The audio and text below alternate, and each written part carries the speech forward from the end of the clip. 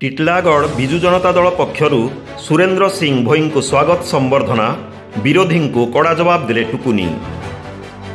ଟିଟଲାଗଡ଼ ବିଜୁ ଜନତା ଦଳ ପକ୍ଷରୁ ବୁଧବାର ସନ୍ଧ୍ୟାରେ ବିଜେଡି ସାଂସଦ ପ୍ରାର୍ଥୀ ସୁରେନ୍ଦ୍ର ସିଂ ଭୋଇ ଏବଂ ଟିଟଲାଗଡ଼ର ବିଧାୟକ ପ୍ରାର୍ଥୀ ଟୁକୁନି ସାହୁଙ୍କୁ ଜୋରଦାର ସ୍ୱାଗତ କରିବା ସହ ସମ୍ବର୍ଦ୍ଧନା ଜ୍ଞାପନ କରାଯାଇଛି। ବିଜେଡି ନଗର ସଭାପତି ରଣଜିତ ପୃଷ୍ଟିଙ୍କ ନେତୃତ୍ୱରେ ପ୍ରଥମେ ସିଟି ସ୍କୁଲ ନିକଟରେ ସ୍ୱାଗତ କରିବା ପରେ ଏକ ବିରାଟ ବାଇକ୍ ଶୋଭାଯାତ୍ରାରେ ବାହାରି ସହର ପରିକ୍ରମା କରି ମା ଘଣ୍ଟାଶୁଣୀଙ୍କ ମନ୍ଦିରରେ ପହଞ୍ଚି ଦର୍ଶନ ଲାଭ କରିବା ପରେ ରେଳ ଓଭରବ୍ରିଜ୍ ଦେଇ ସ୍ଥାନୀୟ ଗୋବିନ୍ଦ ବାଟିକାଠାରେ ପହଞ୍ଚିଥିଲେ। ସେଠାରେ ସମ୍ବର୍ଦ୍ଧନା ସଭା ଅନୁଷ୍ଠିତ ହୋଇଥିଲା।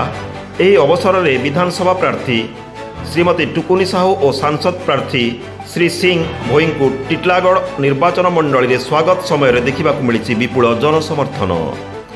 ସମ୍ବର୍ଦ୍ଧନା ସଭାରେ ସାଂସଦ ପ୍ରାର୍ଥୀ ଶ୍ରୀ ଭୋଇ ଓ ଟିଟଲାଗଡ଼ ବିଧାୟକ ପ୍ରାର୍ଥୀ ଭାବେ ତୃତୀୟ ଥର ପାଇଁ ବିଜେଡିରୁ ଟିକେଟ୍ ପାଇଥିବା ଶ୍ରୀମତୀ ଟୁକୁନି ସାହୁ ବିଜେଡି ସୁପ୍ରିମୋ ତଥା ମାନ୍ୟବର ମୁଖ୍ୟମନ୍ତ୍ରୀ ନବୀନ ପଟ୍ଟନାୟକଙ୍କୁ ଧନ୍ୟବାଦ ଜଣାଇବା ସହ ଟିଟଲାଗଡ଼ବାସୀଙ୍କ ଉପରେ ସମ୍ପୂର୍ଣ୍ଣ ଆସ୍ଥା ଓ ବିଶ୍ୱାସ ପ୍ରକଟ କରିଥିଲେ।